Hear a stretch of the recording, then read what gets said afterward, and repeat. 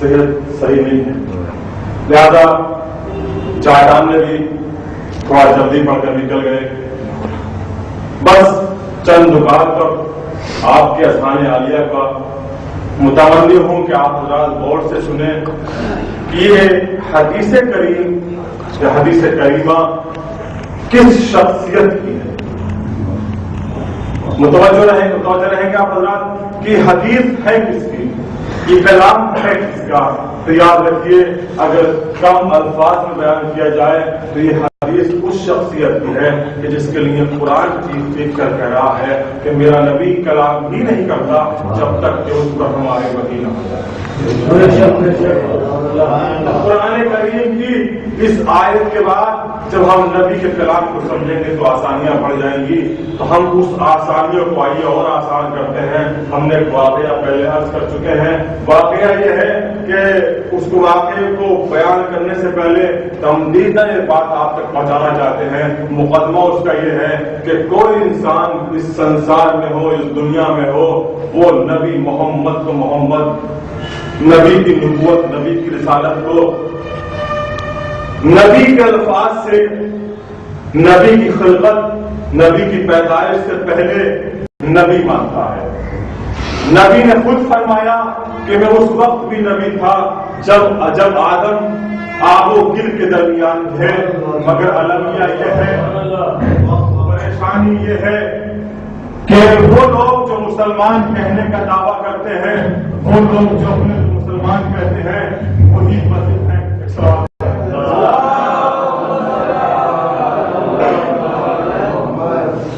وہی لوگ مسجد ہیں کہ نہیں. نبی یہ کہہ رہا ہے کہ کن تو نبیًا، میں اس وقت بھی نبی تھا جب آدم آب و گل کے درمیان تھے. نبی خود یہ کہہ رہے ہیں کہ میں نبی تھا، میں آدم کی خلقت سے پہلے نبی تھا. اور خدا نے، میں اگر اس بات کو ذکر کروں تو گھنٹوں گزر جائیں گے، اشرے گزر جائیں گے، بات مکمل نہیں ہوگی کہ نبی نے ہزاروں سال کس دریا میں غوطے کیے. رحمت کے دریا میں نبی نے غوطے لگائے. اور اس کے بعد جب نبی نے یہ کہہ دیا کہ میں اس وقت نبی تھا تو کسی انسان کو، کسی مسلمان کو یہ حق نہیں رہتا کہ وہ یہ کہے کہ نہیں نبی 40 سال کے بعد نبی ہوئے.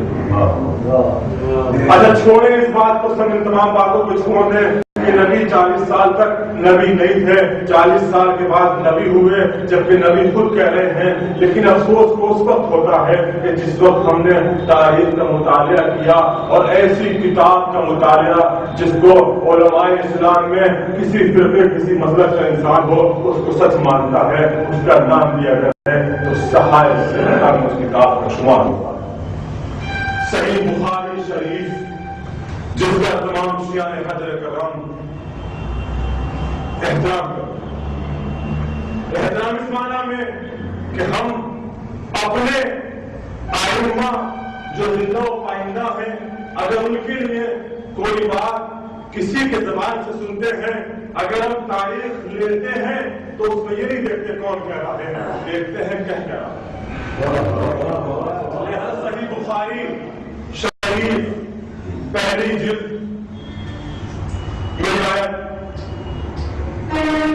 کہ نبی محمد نے اس روایت کو اس لیے پڑھ رہا ہوں کیونکہ وہاں مجھے مغالطہ ہو گیا تھا. صحیح بخاری نے اس روایت کو لکھا کہ نبی محمد 14 سال کی عمر میں، میں نے 2 سال وہاں پڑھا تھا جو مجھے مغالطہ ہو گیا تھا. نبی محمد 14 سال کی عمر کی آپ کی اور آپ اپنے چچا ابو طالب کے ہمراہ شام کے لیے تجارت کے سفر پر نکلے. راستے میں ایک راہب نے آپ کو دیکھا. یہ 14 سالہ جوان، 14 سالہ بچہ جب جا رہا تھا اپنے چچا کے ساتھ تو وہ راہب اپنی شان و شوکت کو چھوڑ کر، میں نے پہلے اشارہ کیا تھا کہ ایک مجھے سے کم علم کے لیے، ایک طالب علم کے لیے یہ مناسب نہیں ہے کہ میں لباس پہن کر دوڑتا پھروں. ہمارے پردھان منتری کے لیے یہ اچھا نہیں ہے کہ وہ سڑک پر آ کر کھاتے پھریں. ہمارے کسی ڈاکٹر کے لیے، کسی پروفیسر کے لیے یہ مناسب نہیں ہے. چچا احمد اللہ صاحب بزرگ ہے، لہذا ان کی بزرگی کا تقاضا ہے کہ وہ گھر میں تو کچھ کھا لیں، سڑکوں پر کھاتے نہ پھریں. حرام نہیں ہے मकरूह है मगर मुनासिब नहीं है। मगर इब्राहिम जो अपने मजहब का बहुत बड़ा एक मुफ्ती था, उसने जब इस बच्चे 14 साल बच्चे को देखा, अपने रुतबे को भूल गया, अपने मजहब को भूल गया, तोड़ा हुआ आया, अबू तालिब को सलाम किया, ए अबू तालिब तहिय्याती, तुझ पर मेरा सलाम, अपने अंदाज से सलाम किया और उसके बाद दोनों जानवरों को मोहम्मद के सामने रख दिया। ए बच्चे, ए मोहम्मद उस पर मेरा सलाम।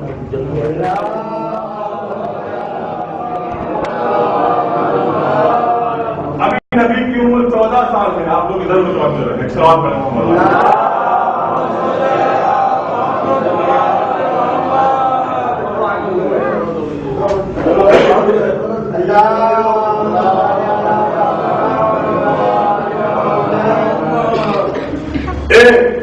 ए मोहम्मद तुझ पर मेरा सलाम।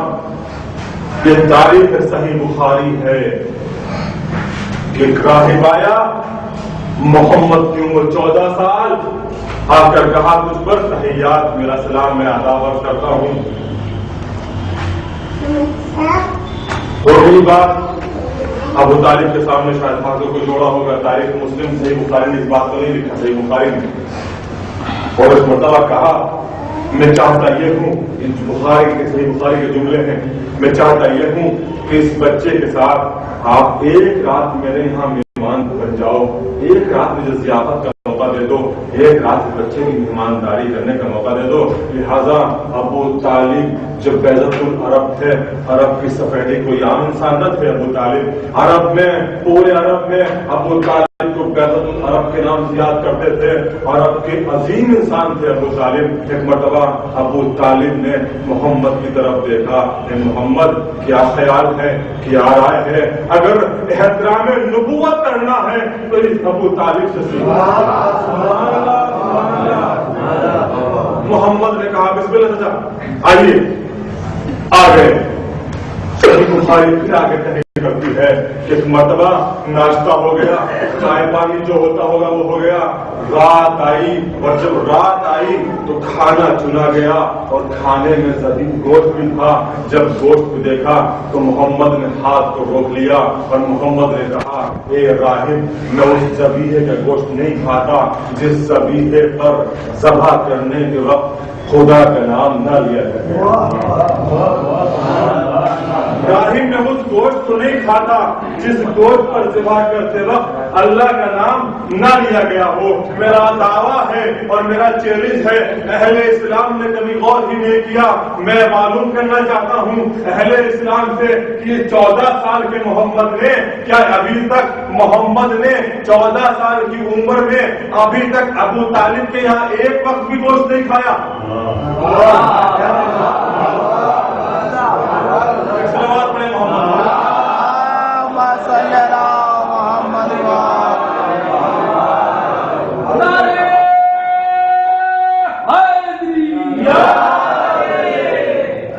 उसने फरमाया कि हुसैन मुझसे है और मैं हुसैन। आज मेरे घर में अगर आधा घंटा ज्यादा हो जाए तो हुसैन मुझसे है। अच्छा, हर नवासा हर पोता दादा से होता है, इसमें तो कोई बात सोचने की नहीं कि हुसैन नबी से है। हदीस के दो जुज़ हैं, हुसैन और मिन्नी, ये हुसैन मुझसे है, वाके बाद अना मिन हुसैन, और मैं हुसैन से हूं। तो पहला फिक्रा तो समझ में आता है, मगर दूसरा फिक्रा कब समझ में आएगा? जब आप वाक़े करबला को जरा अमीर निगाह से देखेंगे, गहराई से देखेंगे। जब तक हुसैन 63 हिजरी तक रसूल पहचाने जाते थे, बस हुसैन पहचाने जाते थे मोहम्मद मुस्तफा के नवासे से। लेकिन अगर 63 हिजरी में हुसैन वो कुर्बानी पेश न करे, हुसैन वो अमल अंजाम न दे, तो फिर रसूल की नबुव्वत खत्म। उस नबी ने कहा कि हुसैन मुझसे है। दोस्तों, कल मौलाना खुर्शीद साहब काबा इस मिंबर से कह रहे थे कि गज़े हुसैन एक मौजज़ा है। हम चाहते थे कि आज वही गुफ्तगू की जाए, क्योंकि अभी तक हमारे जवान सुनते आए हैं कि ये गम एक मौजज़ा है और मौजज़ा है, इसमें कोई غم حسین ایک معجزہ ہے. یہ دنیا آتی رہے گی جاتی رہے گی, کب پلٹتے رہیں گے, تاج ٹوٹتے رہیں گے, دوسروں کے سر پہ آتے رہیں گے, لیکن غم حسین جس طرح 1371 یا 1372 سال سے زندہ ہے, اسی طرح آج کے بعد نہیں, قیامت کے بعد تک تازہ رہے گا. اور کوئی غم بھی ہو انسان کو, انسان چند روز اس غم کو یاد کرتا ہے. اور ہر انسان اس بات کو جانتا ہے, چاہے وہ مسیحی ہو, عیسائی ہو, ہندو ہو, پارسی ہو, سکھ ہو, مسلمان ہو, مسلمانوں میں کوئی فرقہ ہو, یا آپ جس طریقے سے یہ کہیں کہ چوری کرنا بری بات ہے, امریکہ بھی کہتا ہے, اس کمبخت اسرائیل بھی کہتا ہے, مسلمان بھی کہتے ہیں, اسی طریقے سے فطرت انسانی یہ ہے, نیچر انسانی یہ ہے کہ غم انسان کی حیات کو تنگ کرتا ہے, غم قاطع حیات ہے اور خوشی ممدوع حیات. لہذا ہر انسان غم سے دور بھی رہتا ہے. یہ دوسری چیز ہے, ایک سراغ ہے.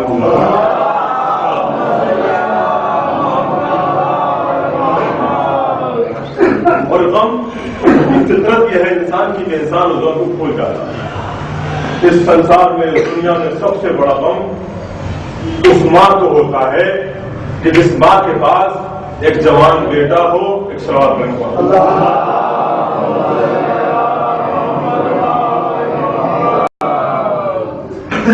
اور وہ جوان ہو جائے, کڑیا جوان ہو جائے, اور اس ضعیفہ کا کوئی سہارا بھی نہ ہو, اور ایسے عالم میں کہ جب بات چل نہیں پاتی, پھر نہیں پاتی, کچھ کر نہیں پاتی, تو اپنے جوان پر یقین رکھتی ہے کہ میرا بچہ میرا ساتھ دے گا.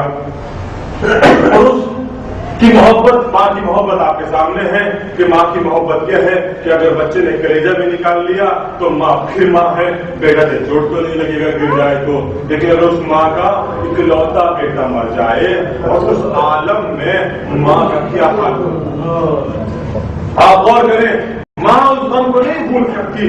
ایسا محسوس ہوتا ہے جب جنازہ گھر میں ہوتا ہے, ایسا محسوس ہوتا ہے کہ اس غم کو ماں نہیں بھول سکتی. میں اب سے 15 سال پہلے اس وطن میں, آپ کے اس وطن میں آیا تھا اپنے بہنوئی کی مجلس پڑھنے, بہت چھوٹا تھا. آج تک مجھے وہ غم یاد ہے مومن بھائی کا, مجھے وہ غم یاد ہے اپنی بہن کا, اپنی بہن کی ساس کا, سسر کا, ان کی بہنوں کا. اس منظر کو میں نے اپنے آنکھوں سے دیکھا تھا. 40ویں کی مجلس پڑھنے آیا تھا, لیکن کوئی غم بھی ہو وہ غم چند دن رہتا ہے, اس کے بعد غم ختم ہو جاتا ہے. جب تیجا آیا غم میں کچھ کمی آئی, 20واں آیا اور کمی آئی, 40واں آیا اور کمی آئی, اس کے بعد سال, 2 سال, 3 سال میں انسان اس غم کو بھول جاتا ہے, اس کا عادی ہو جاتا ہے. یہ فطرت انسانی ہے, یہ نیچر انسانی ہے. مگر عجیب غم ہے غم حسین. 1371 سال واقعی کربلا کو آج ہو گئے اس سال, مگر جس طرح کل باقی تھا اس طرح آج باقی ہے. انسان چاہتا یہ ہے, اس کی فطرت یہ ہے کہ خوشی کی بزم میں, خوشی کی محفل میں, خوشی کی پارٹیز میں غم کا ذکر نہ کیا جائے. فطرت انسانی ہے. اگر آپ کہیں پر جائیں اور کسی خوشی کی محفل میں, شادی میں, بیاہ میں یا کسی اور خوشی کی محفل میں کوئی تھوڑا سا رنج کی بات کرنے لگے تو لوگ کہتے ہیں برا شکر ہے, بری بات ہے, خوشی کی باتوں میں اچھا نہیں لگتا. مگر عجیب ہے یہ غم کہ جب ہم اپنی شادیاں کرتے ہیں, بیاہ کرتے ہیں, جب تک غم حسین کی سفیدہ نہ ملتا ہمیں چین نہیں پڑتا. ایک سلام پر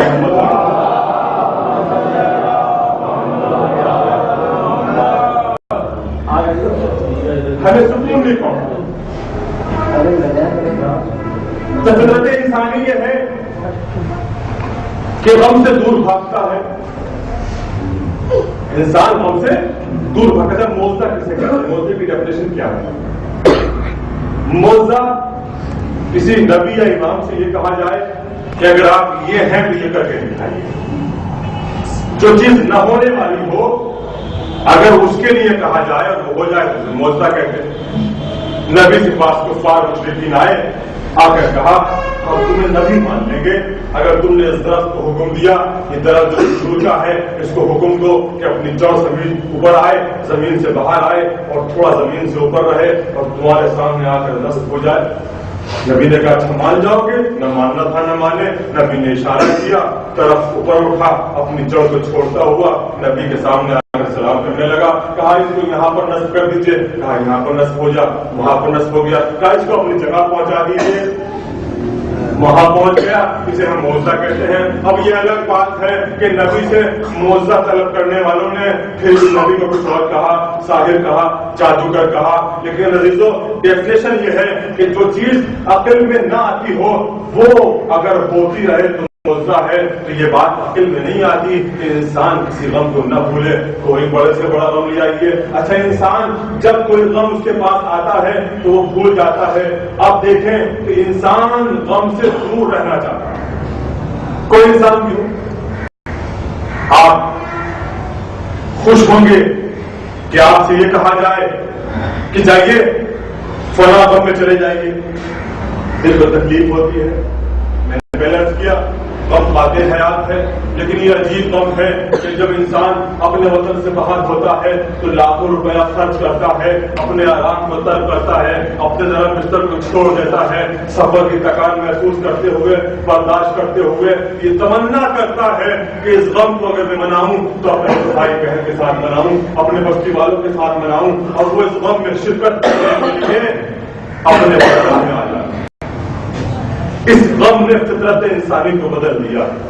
لہذا یہ معجزہ ہے. اچھا ایک نظم ہے, جب اس نظم کو ہم پہلی بار گنگنائے, پہلی بار پڑھیں تو بہت لذت آتی ہے, بہت مزہ آتا ہے. لیکن جب اسی نظم کو بار بار بار بار بار بار پڑھتے رہیں تو اس نظم میں پہلے والا مزہ نہیں آتا. اس لیے کہ اعصاب انسان یہاں تک لوگ بیٹھے ہوں گے, طبیب بیٹھے ہوں گے, پہلے والا مزہ نہیں آتا. کیوں؟ کیونکہ انسان کے اعصاب زندہ ہیں, بار بار متحرک ہونے سے تھک جاتے ہیں اور وہ لذت نہیں آتی. مگر عجیب واقعہ ہے کربلا کا. وہی واقعہ, وہی تاریخ, وہی مسائل, وہی غم, وہی بچے, وہی جوان, وہی بوڑھے. ایک ذاکر ایک بات کو کئی جگہ پڑھتا ہے مگر دل میں وہی بات اسی طرح اترتی ہے. وہی لذت, وہی غم آتا ہے جو پہلی بار سن کر آتا ہے. بس عزیزو یہ غم معجزہ جو ہے وہ ہوا ثابت غیر متغیر, وہ ثابت ہے اپنی جگہ پر اور نہ تبدیل ہونے والا غم ہے.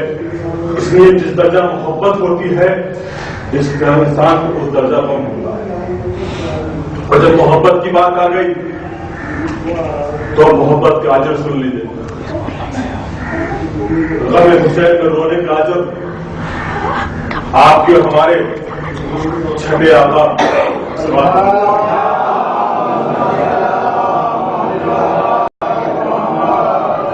ارشاد فرماتے ہیں کہ جو اس غم حسین میں روئے, رونے جیسی شکل بنائے, رلائے, اس پر جنت واجب ہے.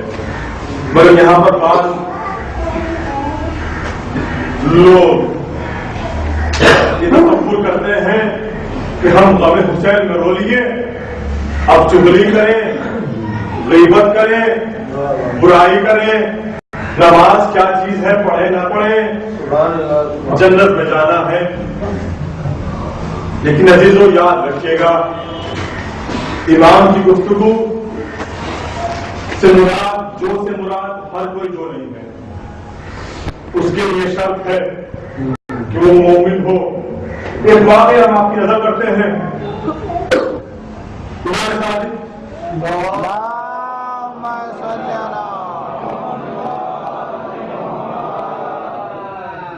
مدینہ میں موجود ہے. یمن, مصر, ملک کے شام جب 4-5 ملکوں میں تقسیم ہو گیا, جوردن, لبنان, آدھا عراق اور خود شام. یمن 4-5 ملکوں سے شیعان حیدر کرار اس غرض سے جمع ہوئے کہ جا کر چھٹے امام کی زیارت کر کے آئے, کچھ بات اور نصیحت سن کر آئے. تھے ہم جیسے بے وقوف تھے. نکلے. میں نے 2 تاریخیں دیکھی. ایک میں ہے 60,000, ایک میں ہے 60,000. اب ہو سکتا ہے عربی زبان میں زیر و زبر اور نقطے کے معنی بدل جاتے ہیں، تو سماؤن ہے یا ستون ہے، تو اس میں ہو سکتا ہے اوپر دے کے بندے. اب آپ 60,000 مان لیں یا 7,000 مان لیں، عدد کم نہیں ہے. مدینہ پہنچے یکجا ہو کر اور چند لوگ امام کے پاس پہنچے. جا کر امام سے کہا مولا ہم چند ملکوں سے لوگ آئے ہیں، اس زمانے میں 7,000 بھی ہو جانا بہت بڑی بات ہے. مولا ہم لوگ آئے ہیں، آپ کے شیعہ ہیں. تو کریم نے ایک بات کہی، کریم امام کہنے لگے مائن دی بات، میرے پاس وقت نہیں ہے. کوئی گمان کر سکتا ہے کہ نبی زادہ امام صادق اپنے چاہنے والوں کو، اپنے شیعوں کو یہ کہیں کہ وقت نہیں ہے؟ چلے گئے اور یہ کریم ان لوگوں کو کھانا پہنچاتا رہا. کھانا امام کا ہی کھایا، اور جب 7 یا 8 دن گزر گئے اور امام نے بار بار وہی لفظ دہرایا کہ میرے پاس وقت نہیں. جوانوں، بزرگوں سے تو میں صرف یاد دہانی کرا سکتا ہوں، جوانوں سے میرا خطاب ہے، امام منع کرتے رہے میرے پاس وقت نہیں ہے، میرے پاس وقت نہیں ہے. مولا آپ کے شیعہ ہیں، کہا میرے پاس وقت ہی نہیں ہے، میرے پاس وقت ہی نہیں ہے. اور جب 7-8 دن گزر گئے، اس میں ایک عاقل بھی تھا، ایک بزرگ بھی تھا. کہنے لگا یہ تو ممکن ہی نہیں کہ امام کو معلوم ہو کہ ہم دوسرے ملکوں سے آئے ہوئے ہیں، سفر کی تکان بھی ہے، ہم پریشان بھی ہیں، یہاں پر رہ بھی رہے ہیں. کوئی بات ضرور ہے جو امام سے ملاقات کرنا نہیں چاہتے. لہذا پھر کچھ لوگ جمع ہوئے، اس میں وہ عالم بزرگ بھی تھا. کہا مولا اپنے چاہنے والوں پر کچھ ناراض ہیں. کہا الان جئتم بالحق. آپ نے غور کیا، پہلے جب وہ پہنچے تھے انہوں نے کہا مولا آپ کے شیعہ آئے ہیں، مولا آپ کے شیعہ آئے ہیں. اور جب 7 دن بعد پہنچے تو وہ عالم وہ بزرگ کہنے لگا مولا آپ کے چاہنے والے نے کوئی غلطی کر دی. تو امام نے فرمایا الان جئتم بالحق، اب تم حق پر آئے ہو. کہ مولا سمجھے نہیں، آپ سب کو فلاں جگہ بلا لو، فلاں مقام پہ بلا لو. اب میں سمجھاتا ہوں. امام آئے اور آنے کے بعد ایک بڑی خطبہ ارشاد فرمایا اور کہا کہ تم نے مجھ سے یہ کہا تھا کہ مولا ہم آپ کے شیعہ آئے ہیں. جانتے ہو شیعہ کیسے ہوتے ہیں؟ جانتے ہو شیعہ کیسے ہوتے ہیں؟ اور امام نے 70 صفات شیعوں کی بتائی ہے. 70 صفات امام نے بیان فرمائی. پہلا حق بھائی کا جو میں نہیں ادا کرتا میں آپ سے کیسے کہوں. دوسرا حق بیوی کا میں نہیں ادا کرتا آپ سے کیسے کہوں. ماں کا میں نہیں ادا کرتا آپ سے کیسے کہوں. میں تو ہر بات کی چاہتا ہوں کہ آپ کے سامنے جو پیش کروں پہلے خود اس کو عمل کرتا ہوں. اور میں یقین جانیے ممبر پر بیٹھا ہوا ہوں، میری فکر کسی پر ٹانٹی کرنا نہیں ہے، میری فکر کسی کو اذیت دینا نہیں ہے. میں ثواب چاہتا ہوں، چاہتا یہ ہوں جو آپ کے سامنے بیان کروں کر اس پر عمل اگر نہ کرتا ہوں تو کرنے لگوں. اسلام نے کہا ماں کا حق دیا، پڑوسیوں کا حق دیا، کہا نہیں دیا. کہا بھائی کا حق دیا، کہا نہیں دیا. کہا اچھا ہمارا شیعہ وہ ہے جو نماز کی پابندی کرتا ہو، نماز کو کم تر نہ جانتا ہو. عزیزو ہے کوئی جو دعویٰ کر سکے کہ ہم شیعہ ہیں؟ ہے کتنے لوگ ہم میں سے ہیں کہ جو غاصب نہیں ہیں، جو ہم غصب پر مجھے 72 کی 72 صفات بیان نہیں کرنی نہ اس وقت میرے ذہن میں ہے، لیکن اس میں غاصب بھی ہے، حاسد بھی ہے. اس میں حق کسی کا ہو، ماں کا ہو، بیوی کا ہو، بھائی کا ہو، پڑوسی کا ہو. اب تو دیکھتے ہیں کہ ادھر اسلام تو یہ کہہ رہا ہے کہ اگر آپ کسی ایسے بیابان میں ہیں، کسی ایسے جنگل میں